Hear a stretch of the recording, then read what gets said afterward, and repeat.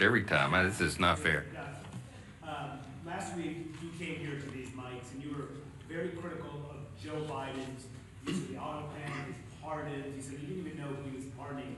But last night on 60 Minutes, President Trump, admitted to not knowing he pardoned a crypto billionaire who pleaded guilty to money laundering. Does that also concern you? I don't know anything about that. I didn't see the interview. You have to ask the president about that. I'm not sure. Yes, ma'am. Last week on Friday, you said that if there's any way to fund SNAP, that the Trump administration would be happy to do it. Now, two judges have come out saying that it is likely illegal to stop SNAP payments. One is giving the Trump administration until today to make a decision on how to move forward. What have you told President Trump about how you want him to move forward? Well, he and I talked about this quite a bit over the weekend, multiple times. The president is desperate for SNAP benefits to flow to the American citizens who desperately rely upon it. He has bent over backwards, as you know, to get the troops paid, to keep WIC funding going. He's found creative solutions. The SNAP situation, as Secretary Rollins and I explained at the press conference on Friday, has legal impediments to that. It was understood, and we got legal advice, and it made sense to me that the contingency fund and SNAP could not be used unless the underlying funds were flowing.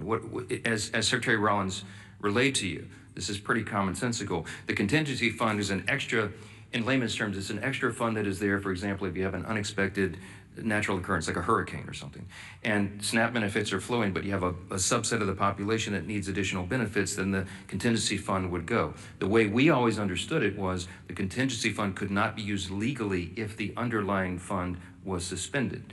And that's what's happened in the CR. The Democrats voted to stop SNAP payments. So you have two courts, two liberal courts, Obama judges, as I understand it, who said, no, that's not right, get them paid. Well, it's more complicated than that, because as you know, it costs over $9 billion to fund SNAP for a month, and we only have, I think it's $5.2 billion in the contingency fund. So you have a big shortfall. So it's not as easy as hitting go send on a computer. You got to go through and recalculate partial payments to the 42 million recipients of the program.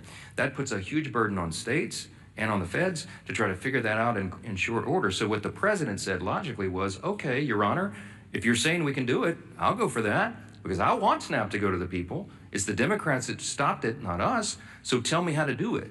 Because I have all my personnel here in the office, the legal minds and the number crunchers, and they're trying to figure out how this can be done. Give us some guidance. We're glad to do it. So that's where we are at this impasse right now.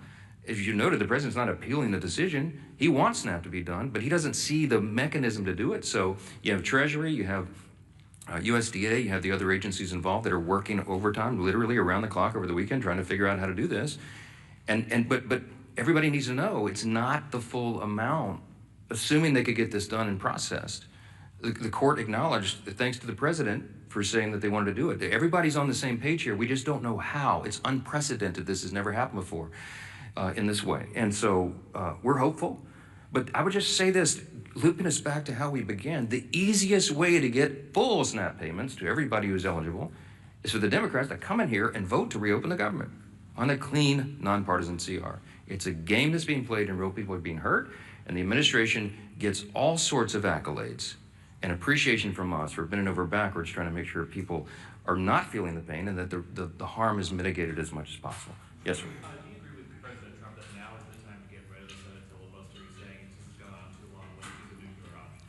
So I talked to the president multiple times over the weekend, I mentioned, and of course the filibuster came up.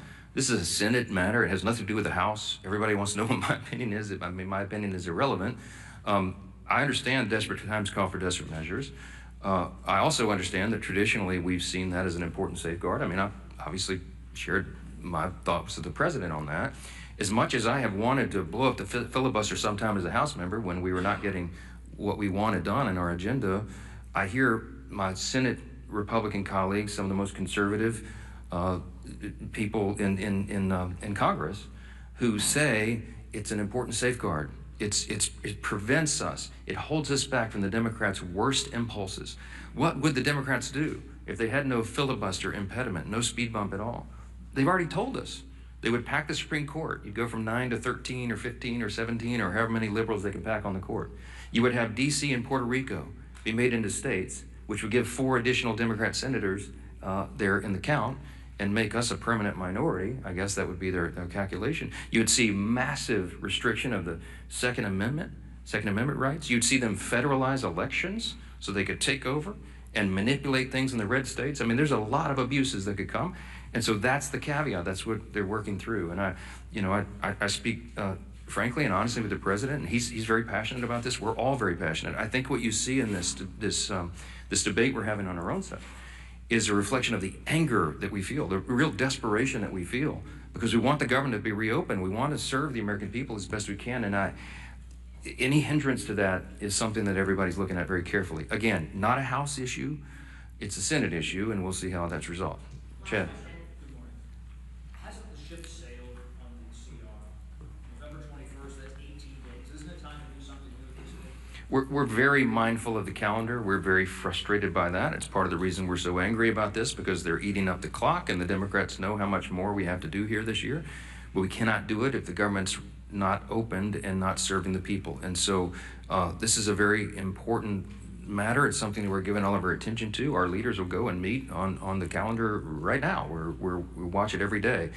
But the simplest way to get all these issues resolved, health care, everything else, to get it all finished up for the year, is for them to reopen the government and make sure people are not hurting, instead of Democrats over here playing political games to cover their own backside. I hope the election tomorrow is a change, a sea change in all this. I hope that after everybody votes and they go in their room and they make the calculation that, well, maybe we won't have to hold that line anymore. Maybe they won't punish us. Maybe it won't affect turnout in our states in these elections. Maybe after tomorrow they'll come to their common senses again and do the right thing. We certainly pray that is true. And Republicans will be on the job every single day, serving our constituents, helping guide them through the chaos that the Democrat shutdown has created, and praying that they do the right thing and stop making the American people suffer because of this nonsense. Thank you.